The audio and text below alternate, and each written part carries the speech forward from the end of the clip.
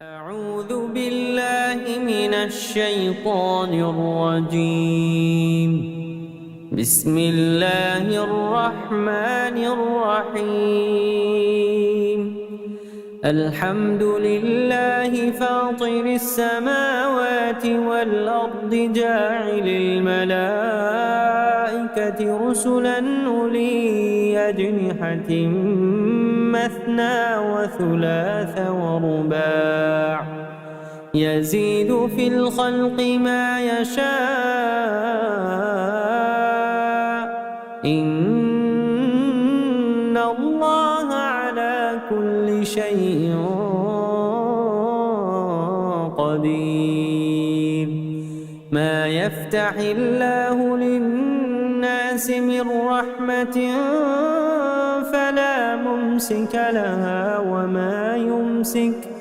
وما يمسك فلا مرسل له من بعده وهو العزيز الحكيم. അസ്സലാമു അലൈക്കും വറഹ്മത്തുള്ളാഹി വബറകാതുഹു. ഖുർആൻ പദം 1494 ദിവസത്തിലേക്ക് എല്ലാവരെയും ഹാർദമായി സ്വാഗതം ചെയ്യുന്നു. വിശുദ്ധ ഖുർആനിലെ 35-ാമത്തെ അധ്യായമായ സൂറത്തുൽ ഫാത്തിറിൻ്റെ ആമുഖവും 1-2 ആയത്തുകളുമാണ് ഇന്ന് പഠനവിധേയമാക്കുന്നത്. ക്ലാസ് ആരംഭിക്കുന്നതിനായി ആദരണീയനായ ഡോക്ടർ A.I. വിലായത്തുള്ള സാഹിബിനെ ക്ഷണിക്കുന്നു. അസ്സലാമു അലൈക്കും വറഹ്മത്തുള്ളാഹി വബറകാതുഹു. أعوذ بالله من الشيطان الرجيم. بسم الله الرحمن الرحيم. الحمد لله فاطر السماوات والأرض جعل الملائكة رسلا أولي أجنحة مثنى وثلاث ورباع يزيد في الخلق ما يشاء إن الله على كل شيء قدير. ما يفتح الله للناس من رحمة فلا ممسك لها وما يمسك فلا مرسل له من بعده وهو العزيز الحكيم. صدق الله العلي العظيم. സൂറത്ത് ഫാത്തിറിലെ ആദ്യത്തെ 2 ആയത്തുകളാണ് ഞാൻ നിങ്ങളെ കേൾപ്പിച്ചിട്ടുള്ളത്. വിശുദ്ധ ഖുർആനിലെ 35-ാമത്തെ അധ്യായമായ സൂറത്ത് ഫാത്തിറിന്റെ പഠനമാണ് നമ്മൾ ഇന്ന് ആരംഭിക്കുന്നത്. 45 ആയത്തുകൾ അടങ്ങിയിട്ടുള്ള മക്കയിൽ അവതരിച്ച ഒരു സൂറത്താണ് സൂറത്ത് ഫാത്തിർ. സൂറത്ത് സബഇന്റെ പഠനം ഏകദേശം 1 മാസം നീണ്ടുന്ന കാലയളവിലായിട്ട് നമ്മൾ പൂർത്തീകരിക്കുകയുണ്ടായി. അതിനെ തുടർന്ന് ആ സൂറത്തുമായി ബന്ധപ്പെട്ടുകൊണ്ടുള്ള ചോദ്യങ്ങളും സംശയങ്ങളും ഒക്കെ നമ്മൾ പരിഗണനയ്ക്ക് കൊണ്ടുവരികയും ചെയ്തു. അതിനെ തുടർന്ന് വിശുദ്ധ ഖുർആനിലെ 35-ാമത്തെ അധ്യായമായ സൂറത്തു ഫാത്തിറാണ് നമ്മൾ ഇന്ന് പഠനം ആരംഭിക്കുന്നത്. ഫാത്തിർ എന്ന ഈ സൂറത്തിന്റെ പേര് വരുന്നത് ഇതിലെ 1-ാമത്തെ ആയത്തിലെ ആ പദപ്രയോഗത്തിൽ നിന്നാണ്. ഈ സൂറത്തിന്റെ വിഷയം തന്നെ ഫാത്തിറാണ്, ആ പദം സൂചിപ്പിക്കുന്ന ആശയമാണ് എന്ന് നമുക്ക് പറയാൻ കഴിയില്ല. അതൊരു അടയാളപ്പെടുത്തൽ മാത്രമാണ്. ആ വിഷയം അതിലുണ്ട്, പക്ഷെ ആ പദം പരാമർശിക്കപ്പെടുന്ന ഒരു സൂറത്ത് എന്ന നിലക്ക് മാത്രമാണ് അതിൻ്റെ തലക്കെട്ട് നിർണയിക്കപ്പെട്ടിട്ടുള്ളത് എന്നത് കാണാൻ കഴിയും. പ്രത്യേകം ശ്രദ്ധിക്കേണ്ട ഒരു കാര്യം, പല സൂറത്തുകളിലെയും പോലെ അലിഫ്ലാം ചേർന്നുകൊണ്ടുള്ള ഒരു നാമകരണമല്ല ഇത്. നമ്മൾ നേരത്തെ സബഇന്റെ കാര്യത്തിലും അങ്ങനെ അതൊരു സ്ഥലപ്പേരാണ്. അതിനോടൊപ്പം അലിഫ്ലാം ചേർന്ന് വരുന്ന ഒരു സ്വാഭാവികത ഇല്ല. അതൊരു പ്രോപ്പർ നൗൺ ആയതുകൊണ്ട് പിന്നെ അതിനൊരു ഡെഫിനിറ്റ് ആർട്ടിക്കിൾ ആഡ് ചെയ്യുന്ന ഒരു വിഷയം വരുന്നില്ല. ഇവിടെ പക്ഷെ അങ്ങനെയല്ല. വേണമെങ്കിൽ അലിഫും ലാമും ചേർത്തുകൊണ്ട് ആ പദം ഉപയോഗിക്കാവുന്നതാണ്. അള്ളാഹുവിന്റെ അസ്മാഉൽ ഹുസ്നയിൽ ഒന്ന് അൽ ഫാത്തിർ എന്നതാണ്. പക്ഷെ ഈ സൂറത്തിന്റെ പേരിൽ അലിഫ് ലാം ഈ പേരിൽ ചേർന്നിട്ടില്ല എന്നത് പ്രത്യേകം നമ്മൾ ശ്രദ്ധിക്കേണ്ടതുണ്ട്. അതിന് കാരണം ഈ സൂറത്തിലെ ഒന്നാമത്തെ ആയത്തിൽ നിന്നാണ് ഈ പദം എടുത്തിട്ടുള്ളത്. ആ പദം എടുത്ത ഈ വരുന്ന ഈ ആയത്തില് അലിഫും ലാമും ഉള്ള വിധത്തിലല്ല ഉള്ളത്. വ്യാകരണ ഘടനാപരമായി അവിടെ അലിഫും ലാമും ആവശ്യമില്ലാത്ത ഒരു കൺസ്ട്രക്ഷൻ ആണ്. അതുകൊണ്ട് അത് ഏത് വിധത്തിലാണോ ഈ സൂറത്തില് പ്രയോഗിക്കപ്പെട്ടിട്ടുള്ളത് അതേ വിധത്തില് ആ പദം തന്നെ സൂറത്തിന്റെ നാമമായി സ്വീകരിക്കപ്പെടുകയാണ് ചെയ്തിട്ടുള്ളത്. 45 ആയത്തുകളാണ് ഈ സൂറത്തിൽ എന്ന് ഞാൻ സൂചിപ്പിക്കുകയുണ്ടായി. അതുപോലെ ഈ സൂറത്ത് അവതരിക്കുന്നത് മക്കയിലാണ് എന്നതും ഞാൻ ചൂണ്ടിക്കാണിക്കുകയുണ്ടായി. ഈ സൂറത്തിന് മറ്റൊരു പേര് കൂടി അത്ര കോമൺ ആയിട്ട് അറിയപ്പെടുന്നതല്ലെങ്കിലും അൽ മലായിക്ക എന്ന ഒരു പേര് കൂടി പലപ്പോഴും ഈ സൂറത്തിനെ പരാമർശിക്കാൻ വേണ്ടി ഉപയോഗിക്കാറുണ്ട് എന്ന് മുഫസ്സിറുകൾ ചൂണ്ടിക്കാണിക്കുന്നുണ്ട്. അപ്പോ ഈ സൂറത്തിന്റെ വളരെ കോമൺ ആയിട്ട് അറിയപ്പെടുന്ന പേരാണ് ഫാത്തിർ എന്നത്. അൽ മലായിക്ക എന്ന മറ്റൊരു പേരും ഈ സൂറത്തിനെ പരാമർശിക്കാൻ വേണ്ടി ഉപയോഗിക്കാറുണ്ട് എന്നതാണ് ചൂണ്ടിക്കാണിക്കപ്പെട്ടിട്ടുള്ള കാര്യം. മക്കയിലെ നബി സല്ലല്ലാഹു അലൈഹി വസല്ലമയുടെ ദൗത്യ നിർവഹണം വളരെ കാര്യഗൗരവത്തോടു കൂടി നിർവഹിക്കപ്പെടുകയും അതിനോടുള്ള എതിർപ്പ് ശക്തമായി വരികയും ചെയ്ത ആ മധ്യഘട്ടം ഹിജ്റയെ കുറിച്ച് ആലോചിച്ചു തുടങ്ങുന്നതിന്റെ മുമ്പുള്ള ഏറ്റവും ശക്തമായ വെല്ലുവിളികളും എതിർപ്പുകളും ഒക്കെ നേരിട്ടുകൊണ്ടിരിക്കുന്ന ആ ഒരു ഘട്ടത്തിലാണ് ഈ സൂറത്തിന്റെ അവതരണം എന്നത് ശ്രദ്ധേയമാണ്.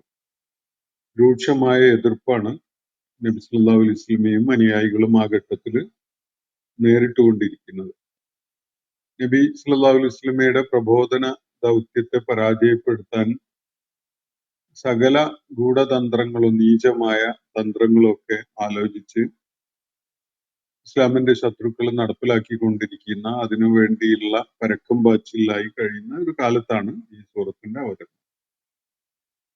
ഈ സൂറത്തിന്റെ ഉള്ളടക്കം അതിലെ പ്രതിപാദ്യ വിഷയങ്ങൾ ഒക്കെ പരിശോധിക്കുമ്പോൾ ഏകദേശം നമുക്ക് ഈ സൂറത്ത് അവതരിച്ച കാലഘട്ടം മക്കയിലെ നബി സല്ലല്ലാഹു അലൈഹി വസല്ലമയുടെ പ്രവാചകൻ എന്ന നിലക്കുള്ള 13 വർഷത്തെ ദൗത്യ നിർവഹണത്തില് ആ 13 വർഷത്തെ ഒരു 4 ഘട്ടങ്ങളായിട്ട് അല്ലെങ്കിൽ 3 ഫേസസ് ആയിട്ട് കാണുകയാണെങ്കിൽ അതിലെ ഏകദേശം മധ്യത്തിൽ വരുന്ന ഒരു ഘട്ടത്തിലാണ് ഈ സൂറത്തിന്റെ അവതരണം എന്നത് അതിന്റെ ഉള്ളടക്കം വെച്ചുകൊണ്ട് തന്നെ നമുക്ക് ഏകദേശം മനസ്സിലാക്കാൻ സാധിക്കും.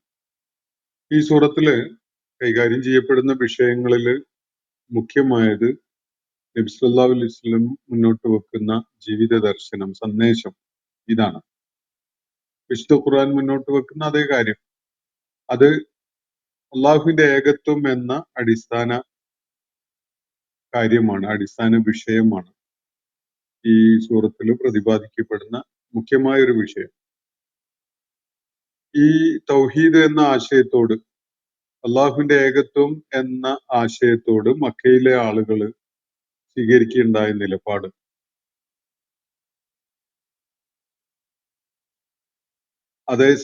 അതേപോലെ ഈ ഇസ്ലാമിക ആശയങ്ങളോട് എതിർപ്പ് രൂക്ഷമാക്കിക്കൊണ്ടിരിക്കുന്ന മറുപക്ഷത്ത് ഉള്ള ആളുകൾക്ക് അവരോട് അനുഭാവപൂർവമായ ഗുണകാംക്ഷ പൂർവമായിട്ടുള്ള താക്കീത് ഈ സൂറത്തിൽ നൽകപ്പെടുന്നത് നമുക്ക് കാണാൻ കഴിയും. അപ്പം എതിർപ്പും ശത്രുതയും ഒന്നും വലിയൊരു വിദ്വേഷവും അതുപോലെ തന്നെ വെറുപ്പുമായി രൂപപ്പെടുന്നതിന്റെ തൊട്ടു മുമ്പുള്ള ഒരു ഘട്ടത്തിലാണ് എന്നത് ഈ ഗുണകാംക്ഷപരമായ താക്കീതില് നമുക്ക് കാണാൻ കഴിയും. ഈ ആളുകളില് വലിയ സാധ്യത ഉണ്ട് എന്നുള്ള നിലക്ക് അവര് സത്യത്തെ പരിഗണിക്കാനും അതിനു വേണ്ട വില കൽപ്പിക്കാനും ഒക്കെ സന്നദ്ധരായെന്ന് വരും എന്ന നിലക്കുള്ള ഒരു ഗുണകാംക്ഷയോട് കൂടിയുള്ള താക്കീതും അതുപോലെ വിമർശനവും ഒക്കെയാണ് ഈ സൂറത്തിൽ കാണാൻ കഴിയും. അപ്പോ നബി സല്ലല്ലാഹു അലൈഹി വസല്ലം അവരോട് സംസാരിച്ചു കൊണ്ടിരിക്കുന്നത് അവരുടെ കാര്യത്തിൽ വലിയ ആത്മാർത്ഥതയുള്ള, അവരുടെ നന്മ ഉദ്ദേശിച്ചുകൊണ്ട് അവരുടെ കാര്യത്തിൽ ഇടപെട്ടുകൊണ്ടിരിക്കുന്ന ഒരു ഗുരുവിനെ പോലെ ആ വിധത്തില് അവരുടെ കാര്യത്തിൽ ഇൻവോൾവ് ആയിട്ടുള്ള ഒരാളെന്ന നിലക്കാണ് ഈ ഘട്ടത്തിൽ അവരോട് സംസാരിച്ചു കൊണ്ടിരിക്കുന്നത്. വളരെ നേർക്കുനേരെയുള്ള ഒരു പോരാട്ടത്തിന്റെ അല്ലെങ്കിൽ അവരെ നേരിടുന്നതിന്റെ ഒരു സൈനികമായ അല്ലെങ്കിൽ ആയുധം ഉപയോഗിച്ചുകൊണ്ടൊക്കെയുള്ള അങ്ങനെയൊക്കെ നേരിടേണ്ടി വരുന്ന ഒരു രീതി കാര്യങ്ങൾക്ക് ആ ഘട്ടത്തില് ഉണ്ടായി വന്നിട്ടുണ്ടായിരുന്നില്ല. ഇതാണ് ആ ഘട്ടത്തിന്റെ ഒരു പ്രത്യേകത. അപ്പൊ അവരെ ക്ഷണിച്ചുകൊണ്ടിരിക്കുന്ന നബി സല്ലല്ലാഹു അലൈഹി വസല്ലം അവരുടെ എല്ലാ അവിവേകവും ബുദ്ധിശൂന്യതയും ഒക്കെ അവരുടെ നിലപാടുകളിൽ പ്രകടമാണെങ്കിലും കൂട്ടരെ, നിങ്ങളുടെ നന്മക്ക് വേണ്ടിയാണ് ഞാൻ ഇക്കാര്യം നിങ്ങളുടെ ശ്രദ്ധയിൽ കൊണ്ടുവരുന്നത്. അതിന്റെ നേട്ടം എനിക്കല്ല, നിങ്ങൾക്കാണ്. നിങ്ങളുടെ നന്മ ഉദ്ദേശിച്ചുകൊണ്ട്, നിങ്ങളുടെ ആത്യന്തികമായ വിജയം ഉദ്ദേശിച്ചുകൊണ്ടാണ് ഞാൻ ഈ കാര്യം നിങ്ങളുടെ ശ്രദ്ധയിലേക്ക് കൊണ്ടുവരുന്നത് എന്ന് പറയുന്ന വിധത്തിലാണ് ആ ഘട്ടത്തിലെ അഭിസംബോധനയുടെ ഒരു സ്വഭാവം. അപ്പം ഇവരുടെ എതിർപ്പും ശത്രുതയും അതുപോലെ ഇവര് പ്രാക്ടീസ് ചെയ്തുകൊണ്ടിരിക്കുന്ന ആ ഘട്ടത്തിലെ കുൽസിതമായ പല തന്ത്രങ്ങളും ഇതൊക്കെ നബി സല്ലല്ലാഹു അലൈഹി വസല്ലമയോട് വലിയ എതിർപ്പ് കാണിച്ചുകൊണ്ടുള്ള ഒരു സംഗതിയാണെങ്കിലും അത് നിങ്ങൾക്കാണ് യഥാർത്ഥത്തിൽ ദ്രോഹകരമായി മാറുന്നത് എന്ന കാര്യമാണ് അവരോട് നബി സല്ലല്ലാഹു അലൈഹി വസല്ലം ആ ഘട്ടത്തിൽ പറയുന്നത്. അപ്പോ അവര് പറഞ്ഞുകൊണ്ടിരിക്കുന്ന, അവര് നടത്തുന്ന പ്രതികരണങ്ങളെ കുറിച്ച് ഒട്ടും അവർക്ക് ആലോചന ഇല്ലാത്ത ഒരവസ്ഥയാണ് പ്രകടമായിരുന്നത്. അപ്പോ നബി സല്ലല്ലാഹു അലൈഹി വസല്ലം മുന്നോട്ട് വെക്കുന്ന ജീവിത ദർശനത്തെ കുറിച്ച് നിങ്ങൾ വേണ്ട ഗൗരവത്തിൽ ആലോചിച്ചിട്ടുണ്ടോ എന്നതാണ് ചോദ്യം. യഥാർത്ഥത്തില് നബി സല്ലല്ലാഹു അലൈഹി വസല്ലം അവരുടെ മുന്നിൽ അവതരിപ്പിക്കുന്ന ആ ജീവിത ദർശനത്തില് അബദ്ധം എന്ന നിലക്ക് പറയാവുന്ന, ബുദ്ധിശൂന്യമായത് എന്ന് പറയാവുന്ന എന്താണ് അതിലടങ്ങിയിട്ടുള്ളത്? അദ്ദേഹം ഏറ്റവും ഉന്നതമായ, എല്ലാ നിലക്കും ബുദ്ധിപൂർവകമായ കാര്യങ്ങൾ മാത്രമാണ്, നിങ്ങൾക്ക് യുക്തിക്കും ബുദ്ധിക്കും ഉൾക്കൊള്ളാവുന്ന കാര്യങ്ങൾ മാത്രമാണ് അദ്ദേഹം പറഞ്ഞുകൊണ്ടിരിക്കുന്നത്. അപ്പോ നബി സല്ലല്ലാഹു അലൈഹി വസല്ലം അവരുടെ മുന്നിൽ അവതരിപ്പിക്കുന്ന ആ ജീവിത ദർശനത്തിന്റെ ഊന്നലോടുകൂടി പറയപ്പെടുന്ന കാര്യങ്ങൾ, ഒന്ന് അള്ളാഹുവിന്റെ ഏകത്വമാണ്, മറ്റൊന്ന് ബഹുദൈവത്വത്തിന് യുക്തിപരമായ അടിത്തറയില്ല, അത് മനുഷ്യന് യുക്തിക്കോ ബുദ്ധിക്കോ നിരക്കുന്ന ഒരു ആശയമല്ല എന്നതാണ് മറ്റൊരു കാര്യം. അതുപോലെ ഓരോരുത്തർക്കും തങ്ങളുടെ ജീവിതകാലത്തെ പ്രയത്നങ്ങളുടെയും കർമ്മങ്ങളുടെയും ഫലം ഏറ്റുവാങ്ങേണ്ടി വരും. അതൊന്നും ഒരു അനന്തരഫലവും ഇല്ലാത്ത, കോൺസിക്വൻസ് ഇല്ലാത്ത കാര്യമാണ് എന്ന ധാരണ അത് തെറ്റാണ്. യഥാർത്ഥത്തിൽ മനുഷ്യന്റെ ഓരോ പ്രവർത്തനത്തിനും അവന് അക്കൗണ്ടബിൾ ആണ് എന്നൊരു കാര്യമാണ് നബി സല്ലല്ലാഹു അലൈഹി വസല്ലം അവരോട് പറഞ്ഞുകൊണ്ടിരിക്കുന്ന ആ ജീവിത ദർശനത്തിലെ ശ്രദ്ധേയമായ ഒരു സംഗതി. അതുപോലെ നന്മ എന്നതും തിന്മ എന്നതും വെവ്വേറെ വേർതിരിച്ച് മനസ്സിലാക്കാവുന്ന വിധത്തിൽ തന്നെ രണ്ട് പ്രതിഭാസങ്ങളായിട്ട് നമുക്ക് കാണാൻ സാധിക്കും. നന്മ എന്നോ തിന്മ എന്നോ എന്ന് വേർതിരിക്കാൻ പറ്റാത്ത വിധത്തിലല്ല കാര്യങ്ങളുള്ളത്. നന്മയുണ്ട്, തിന്മയുമുണ്ട്. നന്മയുടെ അടിസ്ഥാനത്തിൽ സൽക്കർമ്മങ്ങളാവാം, തിന്മയുടെ അടിസ്ഥാനത്തിൽ ദുഷ്കർമ്മങ്ങളും ഉണ്ടാകാം. രണ്ടിനും ഫലം ഒന്നല്ല. നന്മയും നന്മയുടെ അടിസ്ഥാനത്തിലുള്ള സൽക്കർമ്മങ്ങൾക്കുള്ള ഫലം ഒരിക്കലും തന്നെ തിന്മയും ദുഷ്കർമ്മങ്ങളും ചെയ്യുമ്പോൾ അതേ ഫലം ഒരാൾക്കും പ്രതീക്ഷിക്കാൻ സാധിക്കുകയില്ല. അങ്ങനെ ഒരു സാധ്യത അതിൽ അടങ്ങിയിട്ടില്ല. പിന്നെ എല്ലാവരും തന്നെ അവരുടെ, നിങ്ങൾക്കൊക്കെ ബോധ്യമുള്ള പോലെ, അവരുടെ ഒരു കാലം, നിർണിതമായ ഒരു കാലം കഴിയുമ്പോൾ മരിച്ചു പോകും. പക്ഷെ അതോടെ എല്ലാം തീർന്നു എന്ന് അനുമാനിക്കുന്നത് വളരെ അബദ്ധജടിലമായ ഒരു കാര്യമാണ്. ഒരിക്കലും തന്നെ അങ്ങനെയല്ല. മരണത്തോടു കൂടി എല്ലാം തീർന്നു എന്ന് ഒരാൾക്കും തീരുമാനിക്കാൻ സാധ്യമല്ല. മരണത്തിന് ശേഷം തീർച്ചയായിട്ടും നിങ്ങളുടെ കാര്യത്തിലൊക്കെ തന്നെ ഒരു അക്കൗണ്ടബിലിറ്റി നൽകേണ്ടി വരുന്ന വിധത്തിൽ ഒരു പുനരുത്ഥാനം സംഭവിക്കാനുണ്ട് എന്നതാണ് നബി സല്ലല്ലാഹു അലൈഹി വസല്ലം അവരോട് പറഞ്ഞുകൊണ്ടിരിക്കുന്ന ജീവിത ദർശനത്തിന്റെ ശ്രദ്ധേയമായൊരു കാര്യം. അതുപോലെ ഈ തിരസ്കാരം അവര് നിഷേധിച്ചുകൊണ്ടിരിക്കുന്നു, തിരസ്കരിച്ചുകൊണ്ടിരിക്കുന്നു എന്നൊരു സംഗതി ഉണ്ടല്ലോ. നബി സല്ലല്ലാഹു അലൈഹി വസല്ലം അവരോട് പറഞ്ഞുകൊണ്ടിരിക്കുന്ന ജീവിത ദർശനം തള്ളിക്കളയുകയാണ് അവർ ചെയ്യുന്നത്. അതുകൊണ്ട് ആർക്കാണ് നഷ്ടമുണ്ടാകാൻ പോകുന്നത് എന്നതിനെ കുറിച്ച് നിങ്ങൾ ആലോചിച്ചിട്ടുണ്ടോ? അതാണ് അവരെ ഉണർത്തുന്ന ഒരു കാര്യം. ഈ കാര്യം നിങ്ങളോട് പറഞ്ഞുകൊണ്ടിരിക്കുന്ന പ്രവാചകന് അതുകൊണ്ട് യാതൊരു നഷ്ടവും വരാനില്ല. നിങ്ങളുടെ തിരസ്കാരം കൊണ്ടുള്ള നഷ്ടം നിങ്ങൾക്ക് തന്നെയാണ് എന്നതാണ് ചൂണ്ടിക്കാണിക്കപ്പെട്ടുകൊണ്ടിരുന്ന കാര്യങ്ങളിലെ ശ്രദ്ധേയമായ ഒരു കാര്യം. അപ്പോ കൂടാതെ ഈ സൂറത്തില് ഈ കാര്യങ്ങളോടൊക്കെ മക്കയിലെ മുശ്രിക്കുകള് നടത്തിയ പ്രതികരണത്തിനെ വിലയിരുത്തിക്കൊണ്ടും അക്കാര്യങ്ങളെ പരാമർശിച്ചുകൊണ്ടൊക്കെയുള്ള ആശയങ്ങളാണ് ഈ സൂറത്തിൽ നമുക്ക് കാണാൻ കഴിയുക. അത് കൂടാതെ നബി സല്ലല്ലാഹു അലൈഹി വസല്ലമക്ക് നൽകപ്പെടുന്ന ഒരു നിർദ്ദേശം, സതുപദേശം ചെയ്യാൻ വേണ്ടിയുള്ള ഒരു നിർദ്ദേശം, ആളുകൾക്ക് മൗഇളത്ത് ചെയ്യാൻ, കാര്യങ്ങൾ അവരോട് ഗുണകാംക്ഷയോടുകൂടി ഉപദേശിക്കാൻ വേണ്ടിയുള്ള നിർദ്ദേശം. ഇതാണ് നബി സല്ലല്ലാഹു അലൈഹി വസല്ലമയെ ആശ്വസിപ്പിച്ചുകൊണ്ട് തന്നെ അള്ളാഹു പ്രത്യേകമായിട്ട് നിർദ്ദേശിക്കുന്ന ഒരു കാര്യം. അവര് തിരസ്കരിക്കുന്നു, തള്ളിക്കളയുന്നു എങ്കിൽ അതിന് താങ്കൾക്ക് ഉത്തരവാദിത്വമൊന്നുമില്ല. പക്ഷെ അവരോട് ഗുണകാംക്ഷയോടുകൂടി ഈ കാര്യങ്ങൾ ഉപദേശിച്ചുകൊണ്ടിരിക്കണം എന്നതാണ് അള്ളാഹു നൽകുന്ന നിർദ്ദേശം. അവര് നിഷേധിക്കുന്നുവെങ്കിൽ അവര് നിഷേധിക്കട്ടെ. അതിന്റെ പേരിൽ പ്രവാചകരെ താങ്കള് വിഷമിക്കേണ്ടതില്ല, ദുഃഖിക്കേണ്ടതില്ല. അതുപോലെ താങ്കളെ തന്നെ പ്രയാസപ്പെടുത്തുന്ന ഒരു നിലപാട് സ്വീകരിക്കേണ്ടതില്ല. ഈ കാര്യങ്ങൾ ഉയർത്തി കാണിച്ചുകൊണ്ട് അവരോട് സംസാരിക്കുമ്പോൾ അതിൽ താല്പര്യം കാണിക്കുന്ന, അതിന് ചെവിക്കൊടുക്കുന്ന കുറച്ചു പേരൊക്കെ ഉണ്ടാവും.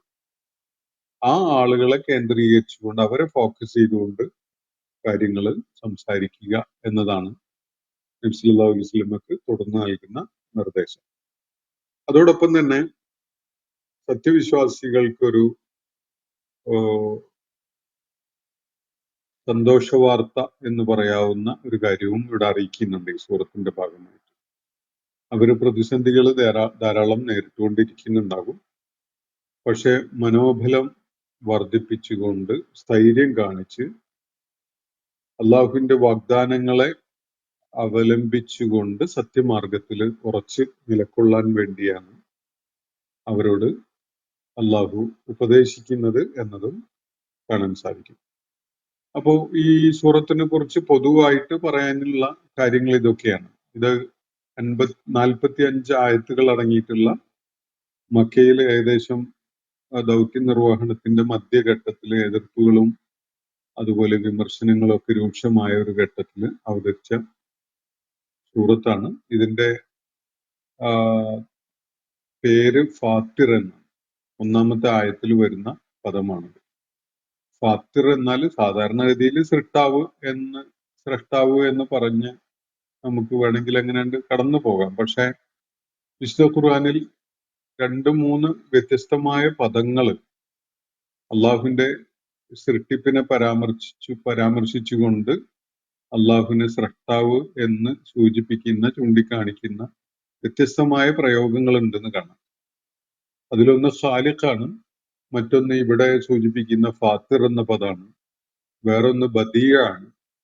ഇതൊക്കെയും തന്നെ അതുപോലെ മുൻഷി എന്നൊരു പദവും പ്രയോഗിക്കുന്നത് കാണാൻ കഴിയും. ഈ 3-4 പദങ്ങൾ എല്ലാം ഒരേ അർത്ഥത്തിലുള്ളതല്ല. വ്യത്യസ്തമായ അർത്ഥസൂചനകളും അതുപോലെ പ്രാധാന്യവും ഈ പദങ്ങൾക്കുണ്ട് എന്നത് സൂക്ഷ്മമായിട്ട് നിരീക്ഷിക്കുമ്പോൾ നമുക്ക് ബോധ്യപ്പെടും. അപ്പോ ഈ സൂറത്തിന്റെ അവതരണ പശ്ചാത്തലവും അതിന്റെ പേരും അതിലെ മുഖ്യമായ പ്രമേയങ്ങളും ഒക്കെ ഞാൻ ഏകദേശം നിങ്ങളുടെ മുന്നിൽ ചുരുക്കി പറയുകയുണ്ടായി. ഇനി ഞാൻ ഇന്ന് നിങ്ങളെ വായിച്ചു കേൾപ്പിച്ചിട്ടുള്ള 2 ആയത്തുകളെ വിശദീകരിച്ചുകൊണ്ട് ഇന്നത്തെ സെഷൻ നമുക്ക് അവസാനിപ്പിക്കാം. അപ്പോ സൂറത്ത് ഫാത്തിറിന്റെ ആദ്യത്തെ 2 ആയത്തുകൾ നോക്കാം. അൽഹംദുലില്ലാഹ് എന്ന് പറഞ്ഞുകൊണ്ടാണ് ഈ സൂറത്ത് തുടങ്ങുന്നത്. അള്ളാഹുവിനാണ് സർവസ്തുതി. സ്തുതി കീർത്തനങ്ങൾ അർഹിക്കുന്നത്, അർപ്പിക്കപ്പെടേണ്ടത്, അതിന് യഥാർത്ഥ ഉടമസ്ഥനായത് അള്ളാഹുവാണ്. അൽഹംദുലില്ലാഹ്. വിശുദ്ധ ഖുർആനിൽ ചില സൂറത്തുകൾ തുടങ്ങുന്നത് ഇങ്ങനെയാണ് എന്ന് നമ്മൾ മനസ്സിലാക്കിയിട്ടുള്ളതാണ്. ഒന്നാമത്തെ സൂറത്ത് തന്നെ സൂറത്തുൽ ഫാത്തിഹയുടെ തുടക്കം ഇങ്ങനെയാണ്. ഇവിടെ ഫാത്തിരി സമാവാത്തി വൽ അർള് എന്നൊരു വിവരണമാണ് പിന്നെ നൽകുന്നത്. ആരാണ് ഈ അള്ളാഹു എന്നത് വ്യക്തമാക്കപ്പെടുകയാണ്. അള്ളാഹുവിനാണ് സർവസ്തുതിയും എന്ന് പറഞ്ഞല്ലോ. ആ അള്ളാഹുവിന് സ്തുതി അർഹിക്കുന്നവനായി മാറുന്ന കാര്യങ്ങളെ ചൂണ്ടിക്കാണിച്ചുകൊണ്ട് ആരാണ് ഈ അള്ളാഹു, എങ്ങനെയാണ് അവൻ വ്യതിരിക്തനാവുന്നത്, എങ്ങനെയാണ് അവൻ ഹംദ് അർഹിക്കുന്നവനാവുന്നത് എന്നത് ചൂണ്ടിക്കാണിക്കുന്ന വിവരണങ്ങളാണ് തുടർന്ന് നൽകപ്പെടുന്നത്. ഫാത്തിരി സമാവാത്തി വൽ അർള്. അവൻ ആകാശഭൂമികളുടെ ഫാത്തിറാണ്. ആകാശഭൂമികൾക്ക് അതിന്റെ പ്രകൃതവും അതിന് അള്ളാഹു നൽകിയിട്ടുള്ള പ്രത്യേകതകളും ഒക്കെ അടങ്ങിയ വിധത്തിൽ അതിനെ രൂപകൽപ്പന ചെയ്ത് സൃഷ്ടിച്ചവനാണ് അള്ളാഹു. ഫാത്തിർ എന്ന് പറയുന്ന വാക്കിൽ നിന്നാണ് ഫത്തറ എന്ന വാക്കൊക്കെ വരുന്ന, അതൊക്കെ ഈ റൂട്ടിൽ നിന്നുള്ളതാണ്. ഫിത്രത്ത് എന്ന വാക്കും വരുന്നത് ഇതിൽ നിന്ന് തന്നെയാണ്. ഫിത്രത്ത് എന്ന് പറഞ്ഞാൽ പ്രകൃതം എന്നാണ്. ഒരാളുടെ പ്രകൃതത്തിനാണ് ഫിത്രത്ത് എന്ന് പറയുന്നത്. ഫിത്രത്തുല്ലാഹില്ലദി ഫത്തറന്നാസ അലൈഹ എന്നൊരു വിവരണം വിശുദ്ധ ഖുർആനിൽ കാണാൻ കഴിയും. അള്ളാഹു മനുഷ്യനായിട്ട് നൽകിയിട്ടുള്ള അവന്റെ പെക്യൂലിയറായ എക്സ്ക്ലൂസീവ് ആയിട്ടുള്ള അവന്റെ പ്രകൃതം, അത് മാറ്റാൻ കഴിയില്ല എന്നാണ് ഖുർആൻ പറയുന്നത്. ലാ തബ്ദീല ലി ഖൽഖില്ല. അള്ളാഹുവിന്റെ സൃഷ്ടിപ്പിന് വേറെ ആർക്കെങ്കിലും ഇടപെട്ട് മാറ്റിമറിക്കാൻ സാധ്യമല്ല എന്നതാണ് അവിടെ ചൂണ്ടിക്കാണിക്കപ്പെടുന്ന കാര്യം. അപ്പോ ഇവിടെ മനുഷ്യന്റെ സൃഷ്ടിപ്പും അതുപോലെ അവന്റെ പ്രകൃതം രൂപപ്പെടുത്തലും വ്യത്യാസമുള്ള കാര്യങ്ങളാണല്ലോ. ഒരു സംഗതിക്ക് ഉണ്മ നൽകുന്നതാണ് ഖൽഖ് അല്ലെങ്കിൽ ഖലഖ എന്ന വാക്ക് സൂചിപ്പിക്കുന്ന കാര്യം. അള്ളാഹു ഖാലിഖാണ്. പലയിടത്തും ഖലഖ സമാവാത്തി വൽ അർള് എന്നൊക്കെ പറയുന്ന വിശുദ്ധ ഖുർആനിൽ തന്നെ നമ്മൾ കാണുന്നുണ്ട്. അപ്പൊ ഖലഖ എന്ന് പറഞ്ഞാൽ അതിന് ഉണ്മ നൽകി എന്നതാണ് അതിന്റെ സൂചന. ഒരു സംഗതി ഇല്ലാത്ത അവസ്ഥയിൽ അതിനെ ഉള്ള അവസ്ഥയിലേക്ക് കൊണ്ടുവന്നു എന്നതാണ് ഖലഖ എന്ന വാക്ക് സൂചിപ്പിക്കുന്നത്. ഖാലിഖ് എന്ന് പറഞ്ഞാൽ ഇല്ലാത്തൊരു സംഗതി ഉണ്ടാക്കി, അതാണ്. ബദിയ എന്ന് പറഞ്ഞാല് ഒരു മാതൃകയും നേരത്തെ ഉണ്ടായിരുന്നില്ലാത്ത ഒരു സംഗതിയെ ആ ആശയം തന്നെ രൂപപ്പെടുത്തിക്കൊണ്ട് അതിനെ ഉണ്ടാക്കുന്നതിനാണ് ബദിയ എന്ന് പറയുന്നത്. തീർത്തും പുതുമയുള്ള വിധത്തിൽ ഒരു സംഗതിയെ രൂപകൽപ്പന ചെയ്യാം. നമ്മള് മനുഷ്യരുടെ ഈ ക്രിയേറ്റിവിറ്റി, സർഗാത്മകത പ്രവർത്തിക്കുന്നത് പലപ്പോഴും എന്തെങ്കിലുമൊക്കെ മോഡലുകളെ അനുകരിക്കുക എന്ന വിധത്തിലാണ്. മനുഷ്യൻ വളരെ ഇൻജീനിയസ് ആയിട്ടുള്ള സർഗാത്മകതയിലേക്ക് പോകുമ്പോൾ ഒരുപാട് മോഡലുകളെ ചേർത്ത് വെച്ചുകൊണ്ട് വളരെ യുണീക്കായ ഒരു സംഗതിയെ രൂപകൽപ്പന ചെയ്യുന്നതിലേക്കൊക്കെ പോവാറുണ്ട്. മനുഷ്യന്റെ കലാവൈഭവം അത്രയൊക്കെ മികവുള്ളതാണ്. അപ്പോ പക്ഷെ അടിസ്ഥാനപരമായിട്ട് മനുഷ്യന്റെ സർഗാത്മകതയും കലാവൈഭവവും ഒക്കെ തന്നെ അതിന്റെ ബേസിക് ആയിട്ടുള്ള ഓപ്പറേഷൻ എന്ന് പറയുന്നത് അനുകരണമാണ്. പ്രകൃതിയിൽ അള്ളാഹുവിന്റെ പല സൃഷ്ടിജാലങ്ങളെയും നിരീക്ഷിച്ചുകൊണ്ട് അവയുടെ പല പ്രത്യേകതകളെയും അനുകരിച്ചുകൊണ്ടാണ് നമ്മൾ പലതും രൂപകൽപ്പന ചെയ്യാറുള്ളത്. മോഡൽ ചെയ്യാണ് നമ്മൾ പലതിനെയും മോഡൽ ചെയ്തുകൊണ്ടാണ് നമ്മളൊരു പുതിയ രൂപം വികസിപ്പിച്ചെടുക്കാറുള്ളത്. അപ്പൊ അത് മനുഷ്യന്റെ സർഗാത്മകതയുടെ ഒരു പ്രത്യേകതയാണ്. ഇപ്പൊ മനുഷ്യന് വേണമെങ്കിൽ ഒരു പശുവിന്റെ രൂപം ഉണ്ടാക്കാം.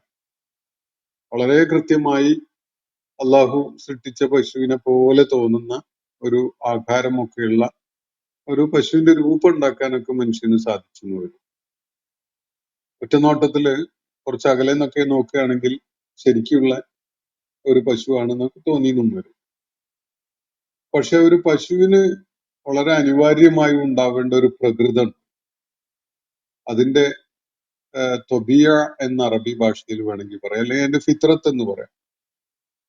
ആ ഫിത്രത്തോടു കൂടി അതിന്റെ ഓരോ ശരീരാവയവവും അതിന്റെ ഓരോ കോശവും ഒക്കെ പ്രവർത്തിച്ചു കൊണ്ടിരിക്കുന്ന ഒരു പ്രകൃതവും ഒരു തബിയത്തും ഒക്കെ അതിനുണ്ട്. അത് ഒരു സാകല്യത്തിന്റെ ഭാഗമായിട്ട് എങ്ങനെ ഫങ്ഷൻ ചെയ്യണം എന്നതൊക്കെ അതിന്റെ ആ പ്രകൃതത്തില് നിർണിതമാണ്.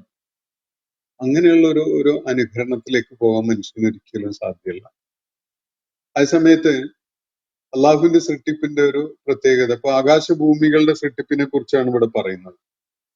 ആകാശഭൂമികള് എന്നത് ആകാശവും ഭൂമിയും എന്ന രണ്ട് സംഗതികള് അവയെ അള്ളാഹു ഉണ്ടാക്കി എന്ന ഇതിനേക്കാളേറെ ഈ പ്രപഞ്ച സാകല്യത്തിൻ്റെതായ എല്ലാ ഫാക്ടേഴ്സും അടങ്ങിയിട്ടുള്ള ഒരു പ്രകൃതം, അതിന് ഒരു തൊബിയത്തും ഒരു ഫിത്രത്തും ഒക്കെ ഉണ്ട്.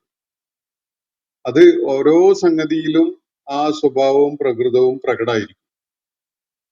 ആ പ്രത്യേകമായ പ്രകൃതവും അതുപോലെയുള്ള യുണീക്നെസ്സും ഒക്കെ ഉള്ള ആ സ്വഭാവത്തോടു കൂടി അതിനെ രൂപകൽപ്പന ചെയ്യുന്ന ഒരു കാര്യത്തെയാണ് ഫത്തറ എന്ന പദം കൊണ്ട് സൂചിപ്പിക്കപ്പെടുന്നത്. അപ്പോ കേവലം രണ്ട് ഓബ്ജക്ട്സിനെ സൃഷ്ടിക്കുക ഉണ്ടാക്കുക എന്നുള്ളതല്ല. അല്ലെങ്കിൽ നമ്മളിപ്പോ ഒരു ആകാശവും ഭൂമിയും അങ്ങ് മാറ്റി വെച്ചിട്ട് വേറെ രണ്ട് സാധനങ്ങളുടെ പേര് പറഞ്ഞാൽ പോലും അതിന് അതിൻ്റെതായ ഒരു ആവാസ വ്യവസ്ഥയും അതിൻ്റെതായ ഒരു സെറ്റിങ്ങും ഒക്കെ ഉണ്ടാവില്ല. അതൊക്കെ ചേരുമ്പോഴാണ് അതിന്റെ സൃഷ്ടിപ്പ് പൂർണ്ണമാവുന്നത്. അതിനെ സൃഷ്ടിച്ചു എന്നത് കേവലമായി പറയുകയാണെങ്കിൽ ഖലഖ എന്ന് പറഞ്ഞാൽ മതി. എന്നാൽ ഏതൊരിടത്ത് അത് പ്ലേസ് ചെയ്യപ്പെട്ടിരിക്കുന്നു, അവിടെ അത് എങ്ങനെ ഫങ്ഷൻ ചെയ്യുന്നു, അതിന്റെ ബാക്കിയുള്ള സംഗതികളുമായിട്ടുള്ള റെസിപ്രോസിറ്റി എത്രത്തോളാണ് തുടങ്ങിയ കാര്യങ്ങളൊക്കെ രൂപകൽപ്പന ചെയ്തുകൊണ്ട് ഒരു സംഗതിയെ സൃഷ്ടിക്കുമ്പോഴാണ് അതിന് ഫത്തറ എന്ന വാക്ക് ഉപയോഗിച്ചുകൊണ്ട് അള്ളാഹു പരാമർശിക്കുന്നത് എന്ന് കാണാൻ കഴിയും. നേരത്തെ എന്തിനെങ്കിലും ഒന്ന് കണ്ടിട്ട് അതിനെ മാതൃകയായി സ്വീകരിച്ചുകൊണ്ട് അതിനെ മോഡലായി മനസ്സിൽ വെച്ചുകൊണ്ട് ഒരു സംഗതിയെ രൂപകൽപ്പന ചെയ്യുമ്പോൾ അതേ രൂപത്തിൽ വേണമെന്നില്ല. അതിനെ മോഡൽ ചെയ്തുകൊണ്ട് അതിൽ നിന്ന് വ്യത്യസ്തമായ ഒരു സംഗതി നമ്മൾ രൂപകൽപ്പന ചെയ്യുകയാണെങ്കിൽ അങ്ങനെ ഒരു എഫേർട്ടിനാണ് ഈ ബദ എന്ന് പറയുക. ആ വാക്ക് സൂചിപ്പിക്കുന്ന അങ്ങനെയാണ്. അപ്പൊ ആകാശഭൂമികളെ അള്ളാഹു സൃഷ്ടിച്ചിട്ടുള്ളത്, അതിന്റെ കാര്യത്തിൽ അള്ളാഹു വിവരിക്കുന്ന ബദിയുസ്സമാവാതി വൽ അർള് എന്ന വിധത്തിലാണ് ഒരിടത്ത്. മറ്റൊരു മാതൃകയും മോഡലും ഒന്നും അടിസ്ഥാനപ്പെടുത്തിക്കൊണ്ടല്ലാതെ തീർത്തും യുണീക്കായിട്ട് അള്ളാഹു ഇത് ഇന്നതിനെ കണ്ടുകൊണ്ട് അത് മനസ്സിലാക്കിയിട്ടാണ് ചെയ്തിട്ടുള്ളത് എന്ന് ഒരാൾക്കും പറയാൻ പറ്റാത്ത വിധത്തില് യുണീക്ക്നെസ് ആണ് അള്ളാഹുവിന്റെ സൃഷ്ടിപ്പിനുള്ളത്. അപ്പോ അത് വേറെ സൂചിപ്പിക്കുന്നുണ്ട്. ഈ സൃഷ്ടിക്കപ്പെട്ട ഒരു സംഗതിയുടെ ആ സാകല്യ പ്രകൃതം സൂചിപ്പിക്കുന്ന ഒരു പദമാണ് ഫാത്തിർ എന്നത്. അപ്പോ അൽഹംദുലില്ലാഹി ഫാത്തിരിസ് സമാവാതി വൽ അർള്, ആകാശങ്ങളുടെയും ഭൂമിയുടെയും രൂപകൽപ്പന ചെയ്തിട്ടുള്ള അതിന്റെ പ്രകൃതവും പ്രത്യേകതകളും അതിന്റെ സാകല്യത്തിലെ അതിന്റെ പ്രവർത്തന രീതിയും ഒക്കെ അടങ്ങിയിട്ടുള്ള വിധത്തില് അവയെ സൃഷ്ടിച്ചിട്ടുള്ളവനായ അള്ളാഹുവിനാകുന്നു സർവസ്തുതി. എന്നിട്ട് തുറന്നു പറയുന്നത് മറ്റൊരു വിവരണമാണ്. അള്ളാഹുവിനെ കുറിച്ച് തന്നെയുള്ള മറ്റൊരു വിവരണം. ജാഇലിൽ മലായികത്തി റുസുലൻ, മലക്കുകളെ ദൂതന്മാരായിട്ട് അയച്ചവനാണവൻ. അപ്പൊ മലക്കുകളെ ദൂതന്മാരായി അയച്ചവനായ, മലക്കുകളെ ദൂതന്മാരായി നിശ്ചയിച്ചവനായ അള്ളാഹുവിനാണ് സർവസ്തുതി. ഇനി ആ മലക്കുകളെ വിവരിക്കുകയാണ് തുറന്ന്. ഉലി അജ്നിഹത്തിൻ മസ്ന വ സുലാസ വ റുബാ, ചിറകുകളുള്ളവയാണ് ഈ മലക്കുകൾ. അജ്നിഹത്തുണ്ട്, ജനാഹ് എന്ന് പറഞ്ഞാല് ചിറകാണ്, അതിന്റെ ബഹുവചനാണ് അജ്നിഹത്ത്. ചിറകുകളുള്ള വിധത്തിലാണ് മലക്കുകളെ അള്ളാഹു സൃഷ്ടിച്ചിരിക്കുന്നത്. എങ്ങനെയാണ് ചിറകുകൾ? മസ്ന വ സുലാസ വ റുബാ, 2 വീതം ചിറകുകളുള്ള, 3 വീതം ചിറകുകളുള്ള, അതുപോലെ 4 വീതം ചിറകുകളുള്ള മലക്കുകളെ സൃഷ്ടിച്ചവനായ അള്ളാഹുവാണ് സ്തുതി അർഹിക്കുന്നവനായിരിക്കുന്നത് എന്നാണ് ഇവിടെ പറയുന്നത്.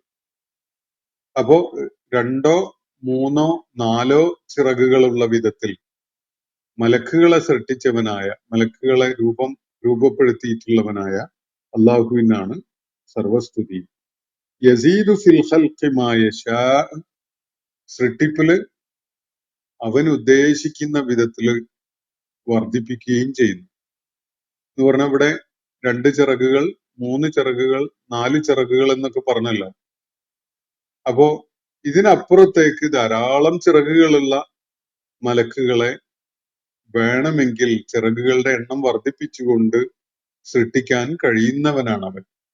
യസീദു ഫിൽ ഖൽഖി മാ യശാ, അവൻ ഉദ്ദേശിക്കുന്ന വിധത്തില് സൃഷ്ടിപ്പില് വർധനവ് ചെയ്യാൻ.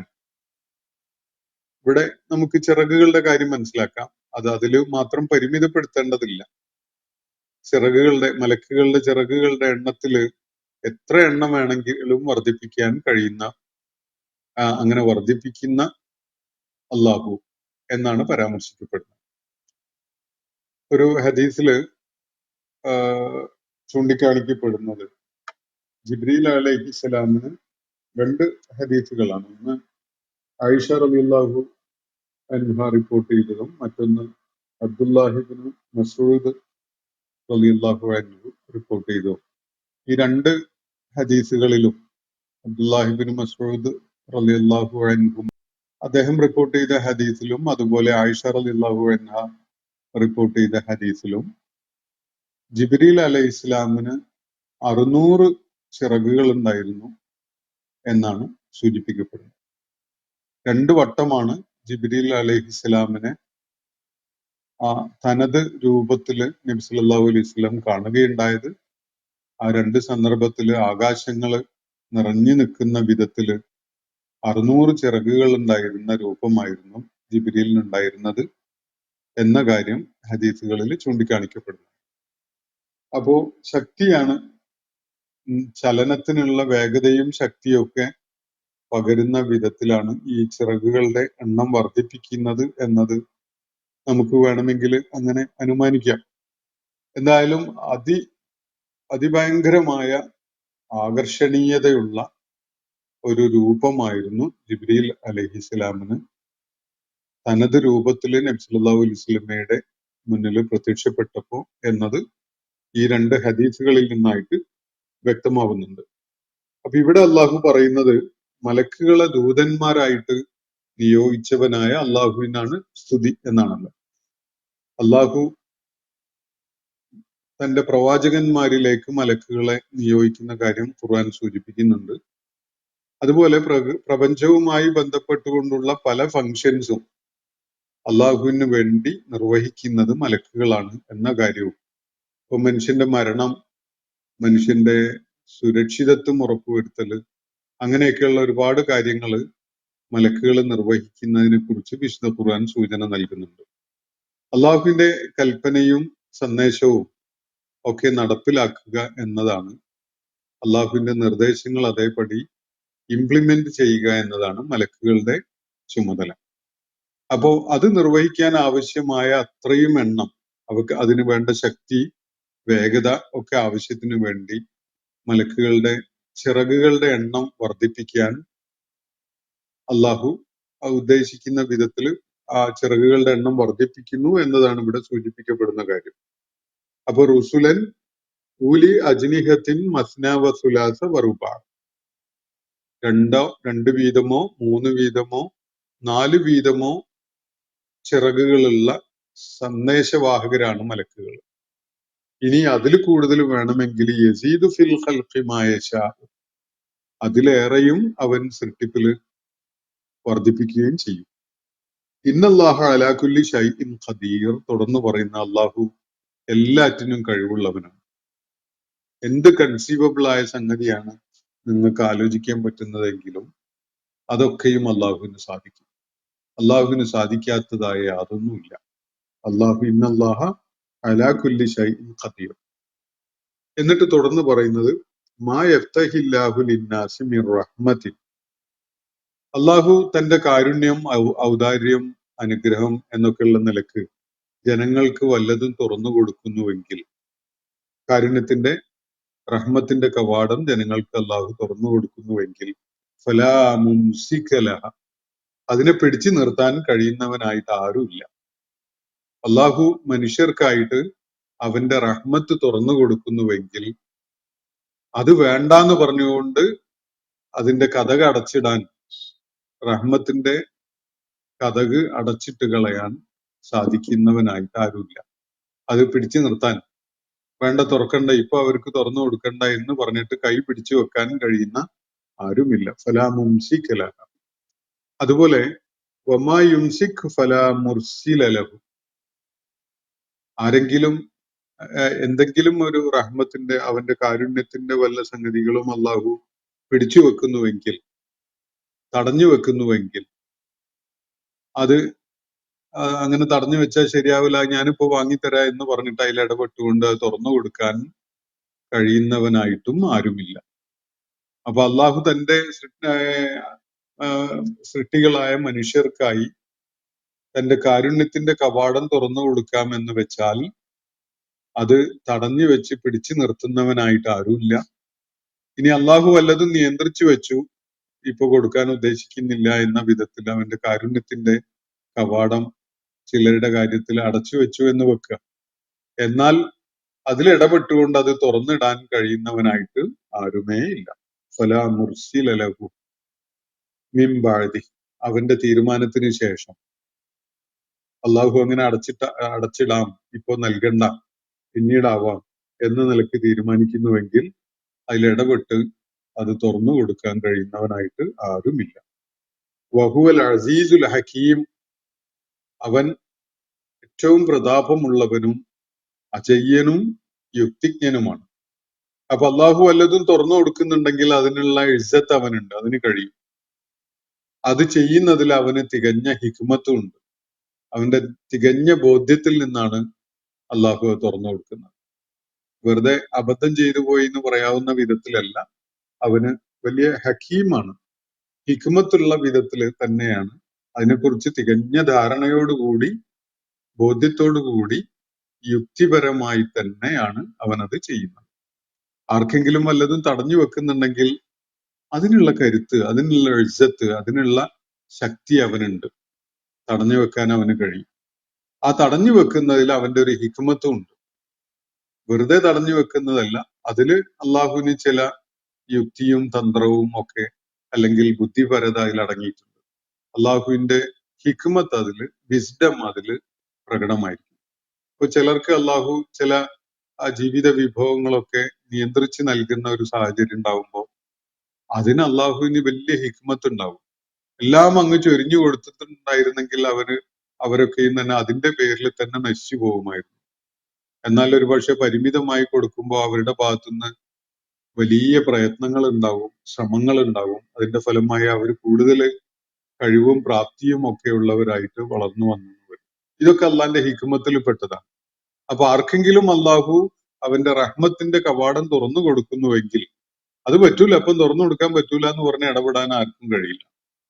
ആർക്കെങ്കിലും അള്ളാഹു അത് തടഞ്ഞു വെക്കുന്നുവെങ്കിൽ, അത് പിടിച്ചു നിർത്തുന്നുവെങ്കിൽ അതിൽ ഇടപെട്ടിട്ട് റഹ്മത്തിന്റെ കവാടം അവർക്കായി തുറന്നു കൊടുക്കാനും ആർക്കും സാധ്യമല്ല. അങ്ങനെ കഴിവുള്ള ഒരാളും ഇല്ല. അള്ളാഹുവാണ് ഇസ്സത്തുള്ളവനും ഹിക്മത്തുള്ളവനും. അവന്റെ തീരുമാനം വെറുതെ ഉള്ളതല്ല, ഇല്ലാത്തതല്ല, മറിച്ച് അവന്റെ അത് ചെയ്യാനുള്ള കരുത്തും ശേഷിയും അവനുണ്ട്. അതാണ് ഇസ്സത്ത്. അത് ചെയ്യുന്നതിൽ അവന്റെ യുക്തിപരതയും ശരിക്കുമുണ്ട്, ഹിക്മത്ത്. അപ്പോ ഈ 2 ആയത്തുകളാണ് നമ്മൾ ഇന്ന് സൂറത്തു ഫാത്തിറിന്റെ തുടക്കത്തിലുള്ള 1-2 ആയത്തുകളാണ് നമ്മൾ ഇന്ന് പഠന വിധേയമാക്കിയിട്ടുള്ളത്. അള്ളാഹു നമ്മെ എല്ലാവരെയും അനുഗ്രഹിക്കുമാറാവട്ടെ. വാഹിർ ദഅവാന അനിൽ ഹംദുലില്ലാഹി റബ്ബിൽ ആലമീൻ. അസ്സലാമു അലൈക്കും വറഹ്മത്തുള്ളാഹി വബറകാതുഹു. ഇന്നത്തെ ഖുർആൻ പദം ഇവിടെ സമാപിക്കുന്നു. ഖുർആൻ പഠനത്തിൽ പങ്കെടുത്ത എല്ലാവർക്കും അല്ലാഹു അർഹമായ പ്രതിഫലം നൽകി അനുഗ്രഹിക്കട്ടെ. വആഖിർ ദഅവാന അനിൽ ഹംദുലില്ലാഹി റബ്ബിൽ ആലമീൻ. അസ്സലാമു അലൈക്കും വറഹ്മത്തുള്ളാഹി വബറകാതുഹു.